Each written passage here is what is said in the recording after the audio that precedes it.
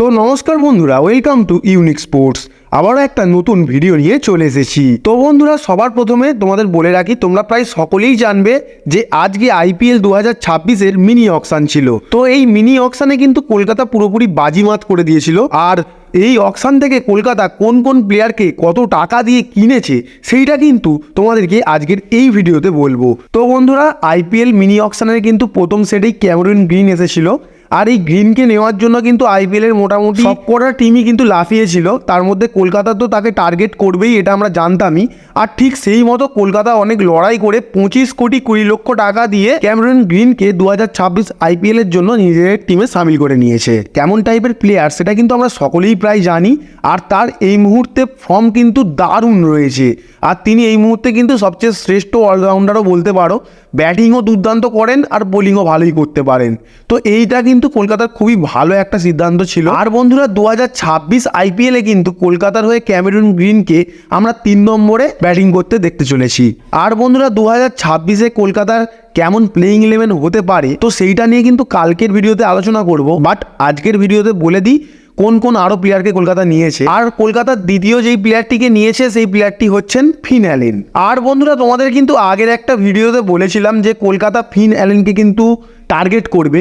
তার মূল কারণ হচ্ছে শেন ওয়াটসন যেই টিমেই থাকে সেই টিমেই কিন্তু ফিন অ্যালেন থাকে। কারণ শেন ওয়াটসনের একটা প্রিয় প্লেয়ার বলতে পারো এই ফিন অ্যালেন। বেস্ট প্রাইস মাত্র 2 কোটি টাকা দিয়ে কলকাতা সামিল করিয়ে নিয়েছে। আর বন্ধুরা, এই মিনি অকশনের কলকাতার একটা বিট কিন্তু সবাইকে অবাক করে দিয়েছিল, সেইটা হলো মাথিসা পাথিরানার বিট। তো বন্ধুরা, তোমাদের আগের একটা ভিডিওতে কিন্তু বলেছিলাম যে পাথিরানাকে কিন্তু কলকাতা টার্গেট করতে পারে। কারণ যে কটা প্লেয়ার এই মিনি অকশনে অ্যাভেলেবেল রয়েছে, অর্থাৎ বলারদের কথা বলছি, সে কটা বলারদের মধ্যে কিন্তু সবথেকে স্কিলফুল এবং সবথেকে ভালো মানের বলার এই পাথিরানা। আর তার স্কিল বা তার কোয়ালিটি আমরা সকলেই জানি, মানছি আগের সিজনে সিএসকের হয়ে একটু খারাপ গিয়েছিল তার সিজনটা, বাট তিনি কিন্তু দুর্দান্ত মানের প্লেয়ার, যেটা আমরা আইপিএলে দেখে আসছি। আর কিন্তু বন্ধুরা, তার বোলিং স্কিল দুর্দান্ত। তাছাড়াও কলকাতা 18 কোটি টাকা দিয়ে এই পাথিরানাকে নিজেদের টিমে সামিল করিয়েছে। তো বন্ধুরা, সবাই জানো যে কেকেআরের হোম গ্রাউন্ড কিন্তু আমাদের ইডেন। আর এই ইডেনের পিচ কিন্তু খুব একটা ফাস্ট বোলারদের শ্যুট করে না, বেশিরভাগ স্পিনারদের জন্যই শ্যুট করে এই পিচটা। ফাস্ট বোলারদের অনেকটাই অসুবিধা হয় এই ইডেনের পিচে।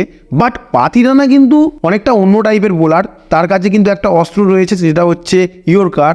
আর ইয়র্কার যেই পিচেই করা হোক সেটা একটা মোক্ষম বল। তো কলকাতার এই ক্ষেত্রে কিন্তু অনেকটাই সুবিধা হবে পাথিরানাকে নেওয়ার পর। পাথিরানা দুর্দান্ত লেভেলের ইয়র্কার করে, যেটা আমরা দেখেই এসেছি। তো 2026 আইপিএলে তাকে কলকাতার জার্সিতে দেখতে আমরাও কিন্তু আগ্রহী রয়েছি। তো বন্ধুরা, পাথিরানার একটাই সমস্যা, যেটা হচ্ছে তার একটু চোট হয়। তো তার একটা কিন্তু ভালো মানের ব্যাকআপ প্লেয়ার কলকাতার নেওয়ার দরকার ছিল। আর কলকাতার ঠিক সেই মতো একটা দুর্দান্ত মানের ব্যাকআপ প্লেয়ারও নিয়ে নেয়। আর সেই প্লেয়ারটিকে তোমরা সকলেই প্রায় চিনবে, সেই প্লেয়ারটি হচ্ছে মুস্তাফিজুর রহমান। তো এই প্লেয়ারটি যথেষ্ট ভালো মানের বোলার। ইন্টারন্যাশনাল লেভেলে বলো বা আইপিএলে বলো, তিনি কিন্তু সেটা বারবারই প্রমাণ করেছে যে তিনি ভালো মানের একটা বোলার। আর তার এক্সপিরিয়েন্সটাও কিন্তু অনেকের থেকে অনেকটাই বেশি রয়েছে। তাছাড়াও কলকাতা মুস্তাফিজুর রহমানকে 9,20,00,000 টাকা দিয়ে নিয়েছে, যেটা একটু বেশি মনে হলেও কলকাতার কাছে ঠিকই রয়েছে। কারণ কলকাতার কাছে এতদিনে কোনো লেফট আর্ম ফাস্ট বোলার ছিল না, অনেকটা অসুবিধাও হতো। তো সেই বক্সটাও কিন্তু 2026 আইপিএলের জন্য কলকাতা টিক মেরে নিল। তো বন্ধুরা, কলকাতা তো উইকেট কিপিংয়ের অপশানের জন্য ফিন অ্যালেনকে নিয়েছিল। তার পাশাপাশি কলকাতা কিন্তু আরও একটা নিউজিল্যান্ডের উইকেট কিপার ব্যাটসম্যান ফিন অ্যালেনের সহপাঠী টিম সেইপাটকেও নিয়েছে। তো বন্ধুরা, সব থেকে বড় কথা হচ্ছে এই প্লেয়ারটিকে কিন্তু কলকাতা 1.5 কোটি টাকার বেস্ট প্রাইজেই পেয়ে গেছে, আর যেটা অনেকটা ভালো ব্যাপার বলতে পারো। আর এই প্লেয়ারটি কিন্তু যথেষ্ট ভালো মানের একটা নিউজিল্যান্ডের উইকেট কিপার ব্যাটসম্যান। তো কলকাতার কিন্তু এটা একটা ভালো সাইনিং ছিল। তো এরপরে কলকাতা আরও একটি বিদেশি প্লেয়ারকে কিন্তু দলে নিয়েছে। তো এই প্লেয়ারটি কিন্তু আমরা সকলেই চিনি, এই প্লেয়ারটি হচ্ছে রাচিন রবীন্দ্র। এই প্লেয়ারটি কিন্তু যথেষ্ট ভালো মানের একটা প্লেয়ার। আর তিনি ওডিআইতে কতটা ভালো মানের প্লেয়ার সেটা কিন্তু বরাবরই প্রমাণ করে এসেছেন দুর্দান্ত লেভেলের পারফরমেন্সের দ্বারা। তোমরা বলতে পারো যে আইপিএলে তো অতটা ভালো পারফরমেন্স তিনি করেননি, বাট করতেও তো পারে। আর তিনি কতটা ভালো মানের প্লেয়ার সেটা তিনি বরাবরই প্রমাণ করেছেন। এইবারে হয়তো তিনি আইপিএলেও প্রমাণ করতে পারেন। তাছাড়াও ব্যাকআপ হিসাবে কিন্তু কলকাতার কাছে এটা একটা বড় প্লেয়ার সাইনিং বলতে পারো। কারণ ব্যাকআপ প্লেয়ার হিসাবে রাচিন রবীন্দ্রের মতো প্লেয়ার পাওয়া কিন্তু অনেকটাই বড় ব্যাপার। সব থেকে বড় কথা হচ্ছে বেস্ট প্রাইস 2 কোটি টাকা দিয়েই কিন্তু কলকাতা দলে নিয়েছে। এছাড়াও কলকাতা কিন্তু অনেকগুলো ইন্ডিয়ান ক্যাপ প্লেয়ারদেরকে দলে সামিল করেছে। তারা হলো বন্ধুরা, প্রথম প্লেয়ারটি হচ্ছেন রাহুল ত্রিপাঠী। তো এই প্লেয়ারটিকে আমরা সকলেই চিনি, তিনি কলকাতার হয়ে কেমন পারফরমেন্স করেছে সেটাও আমরা জানি। আর বন্ধুরা, তাকে কিন্তু 75 লক্ষ টাকা দিয়ে কিন্তু কলকাতা তাদের টিমে সামিল করিয়ে নিয়েছে। আর বন্ধুরা আমরা সকলেই জানি যে তিনি কলকাতার হয়ে কেমন খেলেছেন আগে, তাছাড়াও কলকাতা কিন্তু আবারও ঘরের ছেলেকে আবারও ঘরে ফিরিয়ে এনেছে, এটা একটা কিন্তু আনন্দের বিষয়। আর একটা প্লেয়ার হচ্ছে আকাশদীপ। তো এই প্লেয়ারটি কিন্তু আমরা সকলেই টেস্ট থেকে চিনে আসছি, তিনি কিন্তু টেস্টে দুর্দান্ত পারফরমেন্স দিয়েছেন। আর এই প্লেয়ারটি কিন্তু আমাদের বেঙ্গলেরই প্লেয়ার, আর তার পারফরমেন্স আইপিএলে এমন দেখা যায়নি, বাট তার মধ্যে কিন্তু যথেষ্ট কোয়ালিটি রয়েছে, যেটা তিনি কিন্তু টেস্টে প্রমাণ করেন। তো তাকে নিয়ে কিন্তু কলকাতা অনেকটাই বুদ্ধিমানের একটা কাজ করেছে।